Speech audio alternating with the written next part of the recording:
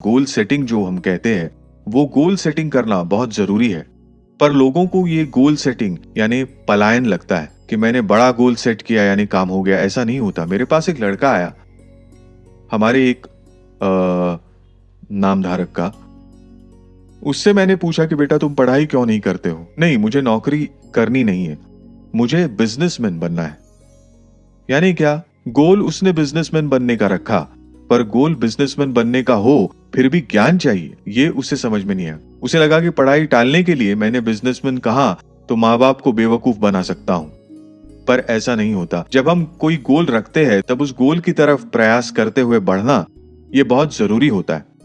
और बढ़ते हुए आपको जो मदद चाहिए वो अंतर्मन आपको देगा, याद रखिए। इसलिए जब मैंने आपको गोल सेटिंग करने के लिए कहा, अब मैंने आपको बड़ा गोल रखने को कहा था।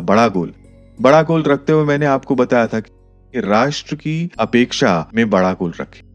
यानी क्या? उसे एक बल मिलता है, एक मजबूत बल मिलता है उसे। इसलिए जब हम एक आध गोल रखते हैं बड़ा बनने के लिए, वो गोल हमें हमारे अंतर्मन के अंदर डालना चाहिए। वो अंतर्मन में जब एक बार गया कि आपको सब कुछ अंतर्मन करके दे सकता है। इसलिए हमें वो गोल निरंतर दोहराते रहना चाहिए, निरंतर बोलते रहना चाहिए, निरंतर देखते रहना चाहिए उस गोल की तरफ। उस गोल को छोड़कर नहीं रहना चाहिए, गोल को पकड़े रहना चाहिए। फिर उसके लिए क्या करना है? निरंतर हमें वो वाक्य बोलते रहना है कि मैं बड़ा बनने वाला हूं। कुछ भी हमारा जो गोल है हमें निरंतर बोलते रहना चाहिए, निरंतर दोहराते रहना चाहिए, लिख कर रखना चाहिए और बार बार लिखना चाहिए गोल्स। क्योंकि क्या होता है, जनरली मैंने देखा है कि आज एक गोल रखते हैं उसे भूल जाते हैं, कल दूसरा गोल उसे भी भूल जाते हैं। हजारों गोल रखते हैं हम, हजारों संकल्प करते हैं और वो सारे हम भूल जाते हैं।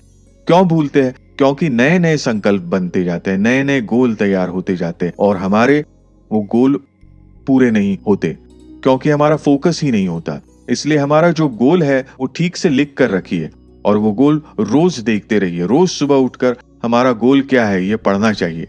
फिर उसके लिए विजन बोर्ड नाम की एक संकल्पना है। विजन बोर्ड यानी क्या? हमारी रूम में लिख के रखना हमारा गोल क्या है। छोटे बच्चे जब परीक्षा में बैठते हैं तो हमारे यहाँ बहुत से लोगों ने उन्हें कितने % मार्क्स चाहिए लिख कर रखा है, वहां पर लिख कर रखा है और उतने ही मार्क्स उन्हें मिलते हैं ऑफ कोर्स पढ़ाई से। इसलिए पढ़ाई तो करनी ही चाहिए, प्रयास तो करने ही चाहिए, पर निरंतर अपने आप से संवाद हमें करना चाहिए कि मैं बनूंगा, मुझे इतना प्राप्त होगा। ये हमें निरंतर बोलना चाहिए और इसे ही स्वयं सूचना कहते हैं। अब स्वयं सूचना देते समय हमारे माता पिता का भी ध्यान होना चाहिए। उसमें सूचना जो देनी है उसे वो अच्छी देनी चाहिए। इस बात को लेकर माँ बाप को भी बहुत सतर्क रहना चाहिए। हमारे यहाँ माता पिता भी बच्चों को निराश करने में एक्सपर्ट है। अगर किसी बच्चे ने कहा, भले ही वो बचपन में पढ़ाई ना करता हो, लेकिन उसने अगर कहा कि मुझे डॉक्टर बनना है, तो हमारे माता पिता क्या कहते हैं? कंपाउंडर बन जाओ तो भी बहुत है। यानी उसको मोटिवेट करके उस पर संस्कार करने के बदले हम क्या कहते हैं? डॉक्टर छोड़ो, कंपाउंडर बन गया तो भी बहुत। यानी हम उसको डीमोटिवेट करते हैं। ये ठीक नहीं है, याद रखिए। इसलिए पेरेंटिंग का महत्व बहुत है इन सब बातों में। अंतर्मन का जो कंडीशनिंग है ना, उसमें पेरेंटिंग का महत्व बहुत है।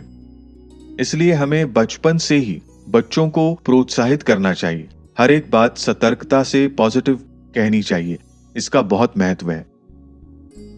अब हमारे यहाँ एक लड़के ने कुछ ऐसा किया था, उसे 60% मिलते थे, 50%। लड़की है वो, नाम नहीं लूंगा मैं, उसे 50% मिलते। पर वो जब जीवन विद्या में आई तब उसने तय किया कि मैं टॉप पर जाऊंगी।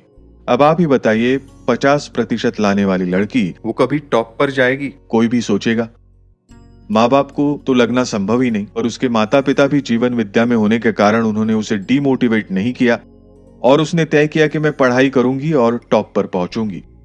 और उसने पढ़ाई करते करते उसने 70% प्राप्त किए, 80% प्राप्त किए। बाद में वो वहां गई, आर्किटेक्चर में गई और वहां वे टॉप पर पहुंची, कॉलेज में टॉपर बनी। तो कहने का तात्पर्य क्या है कि 50% वाली लड़की अगर टॉप पर जा सकती है, और आर्किटेक्चर आसान नहीं, याद रखिए, आर्किटेक्चर कोर्स बहुत कठिन है, उसे बहुत ज्यादा मेहनत करनी पड़ती है, लेकिन उसने वो मेहनत की, उसने वो गोल पकड़ा और वहां वो टॉप पर पहुंची। इसका अर्थ क्या? कोई भी, इसका अर्थ मुझे क्या बताना है, कोई भी बच्चा 50% आज अगर लाता है तो वो टॉप पर जा सकता है। समझने के लिए मैंने ये बताया उदाहरण। क्या करना होता है कि हमारे मन में हमें ठान लेनी चाहिए। मन में ठान लेना चाहिए मतलब मन को बताना चाहिए कि मुझे कितने मार्क्स लाने, और उसके लिए बहुत सारे प्रयास करने चाहिए। अंतर्मन का साथ मिलना शुरू होता है। पर 50% वालों ने एकदम 90% का लक्ष्य पढ़ना नहीं चाहिए, फिर बैकग्राउंड नॉइज शुरू हो जाएगा। इसलिए 50% वालों ने 70% का लक्ष्य रखना चाहिए। ये धीरे धीरे पढ़ाई करते हुए 70% प्राप्त करने के बाद फिर कहे 85% और फिर बाद में 90%। बचपन से ही हमें एक एक लक्ष्य रखकर आगे बढ़ना चाहिए, जिससे कि हम अपना अंतिम लक्ष्य हासिल कर सकते हैं। इसलिए हमारे पास हमारा गोल निरंतर होना चाहिए। हमारा जो गोल हमने तय किया है वो हमें निरंतर याद रखना चाहिए। हमें वो गोल निरंतर रिपीट करना चाहिए हमारे अंदर, तभी वो अंतर्मन में धीरे धीरे जाएगा। हमारी हर कोई परिस्थिति अनुकूल होने लगेगी। मुझे सच में बड़ा अचंभा होता है कि अंतर्मन हमें सारी चीजें यानी हमारे रिसोर्सेज दे सकता है। आपके पास अगर पैसे नहीं है तो पैसे भी मिल सकते हैं। आपके पास अच्छे लोग आएंगे परिचित जो आपकी मदद करेंगे। इसलिए रिसोर्सेस, अपॉर्चुनिटीज और मनुष्य, ये सब कुछ आपके पास लाकर देने का सामर्थ्य अंतर्मन में होता है। और ये अंतर्मन क्यों कर सकता है? क्योंकि अंतर्मन कॉस्मिक माइंड से जुड़ा हुआ होता है। कॉस्मिक माइंड यानी जैसा हम कॉस्मिक लाइफ फोर्स कहते हैं, जिसे हम चैतन्य शक्ति कहते हैं, ऐसा ही एक वैश्विक मन है। और ये वैश्विक मन भी एक दूसरे से जुड़ा हुआ होने के कारण हर किसी का क्या चल रहा है वैश्विक मन को पता चलता है। और ये वैश्विक मन ऐसे कैलकुलेशंस करता है, ऐसा संयोग बनाता है कि हमें वो अपॉर्चुनिटीज यानी अवसर प्राप्त होते हैं। आपको जो चाहिए वो लोग आपके सामने आकर खड़े हो जाते हैं। आपको जो रिसोर्सेस चाहिए वो आपके सामने आकर खड़े हो जाते हैं। ये सब कुछ यानी सच में देखे हम तो बड़ा आश्चर्य होता है हमें, लेकिन ये हो सकता है सब कुछ। इसलिए आपको अभी क्या करना है, तो स्वसंवाद हमें अभी अच्छा करना चाहिए। सदगुरु जी ने क्या बताया है कि आप ऐसे वाक्य निर्माण कीजिए। हमारा कोई गोल है ना, उस गोल की दृष्टि से वाक्य तैयार कीजिए और वो वाक्य हमें बार बार लगातार बोलना है। आते जाते, उठते बैठते बोलते रहना है। अब हेल्थ के लिए, हमारी हेल्थ भी अच्छी हो सकती है। हमने अगर मन में ठान ली और निरंतर अगर हमारे हेल्थ के लिए हमने अगर निरंतर सूचना दी तो हेल्थ भी सुधर सकती है। मैंने पहले भी किसी को बताया था कि आते जाते बोलते रहना चाहिए, health, wealth and prosperity, health, wealth and happiness. ऐसा हम सीढ़ियां चढ़ते समय हम एक आदत डाल लें।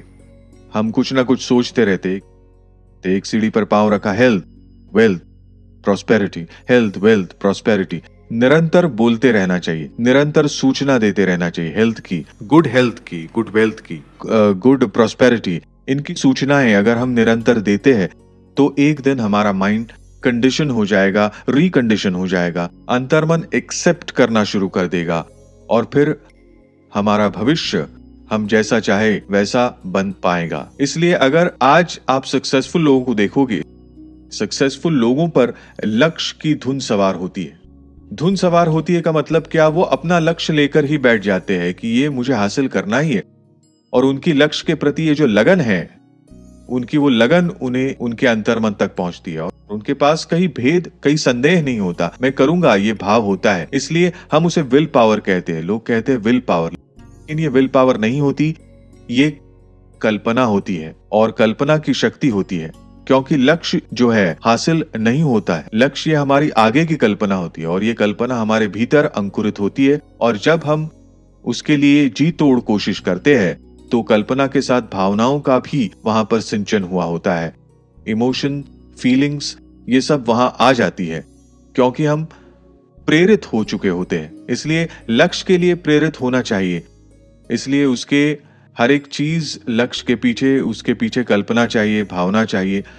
भावनाएं बहुत महत्वपूर्ण है। आपको अंदर से लगना चाहिए, आनंद होना चाहिए, यस मुझे मिल रहा है।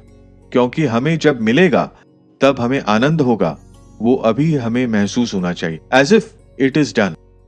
इसलिए सदगुरु जी ने 3 बातें हमें बताई है। पहली बात यानी रिपीटेड इन अफर्मेशन करते रहना चाहिए। अफर्मेशन यानी क्या? निरंतर पॉजिटिव बोलते रहना चाहिए लक्ष्य के बारे में। दूसरा बताया है कि विजुअलाइजेशन, यानी हमारे मन में एक चित्र निर्माण करना चाहिए जो हमें चाहिए उसका। और तीसरी बात बताई है, act as if you have achieved it. Act as if you have achieved it यानी क्या? हमारा बिहेवियर ये धीरे धीरे ऐसे बनना चाहिए कि गोल की दृष्टि से हमें बिहेवियर भी बनाना चाहिए।